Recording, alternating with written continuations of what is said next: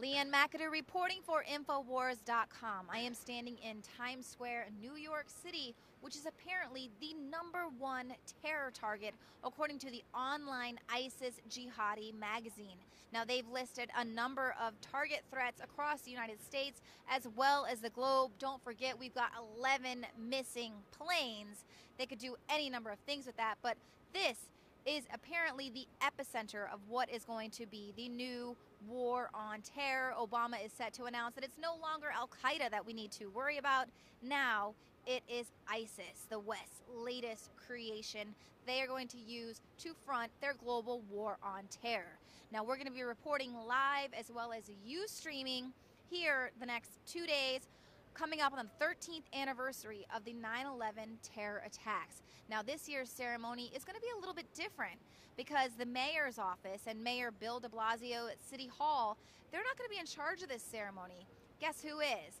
Now, former Mayor Michael Bloomberg and his top aides have been in control of this ceremony for the last 13 years, ever since terrorists toppled the two towers all those years ago. Well, just before he left office, he made sure to relinquish the control of this ceremony over to the 9/11 Memorial Museum and World Trade Center Foundation, of which he is the chairman. Now, we all know about Bloomberg. He is the ultimate nanny. He wants to control the size of soda that people here in New York can drink. He wants to control how the people of New York City can exercise their Second Amendment. So, of course, he wants to make sure that he can continue exercising control over the official narrative surrounding 9/11. Now, one of the ways he's going to do that is by controlling who has access to the plaza. This year, it's going to be closed off to the public. The only people who will be invited in are family members of the victims of 9/11, as well as politicians who've been invited in years past. That's it. Not on the invite list, once again this year, and it's a source of protest, basically, are the first responders. The first responders are not invited. Shouldn't this be a ceremony to not only remember the fallen of 9/11, but also those who risked their lives as first responders who were able to save so many more lives because of them putting themselves on the line? These people are not invited. Is that because Bloomberg is concerned that they're going to cause a ruckus, saying, well, what about all those explosions that we heard there on 9/11? It wasn't just the two planes hitting the towers, but all those anomalies surrounding the boom, boom, boom, as the firefighters described it. But also, could they be there to just draw attention to the fact that the health care that they had to fight for more than a decade to receive is about to run out? That's right, they were just granted this health care in 2010.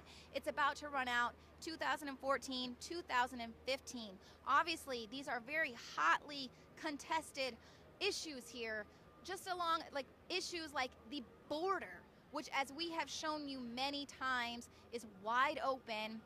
Joe Biggs dressed up as an ISIS jihadist, bringing a head with him across the border. It's wide open. We are vulnerable to a terror attack.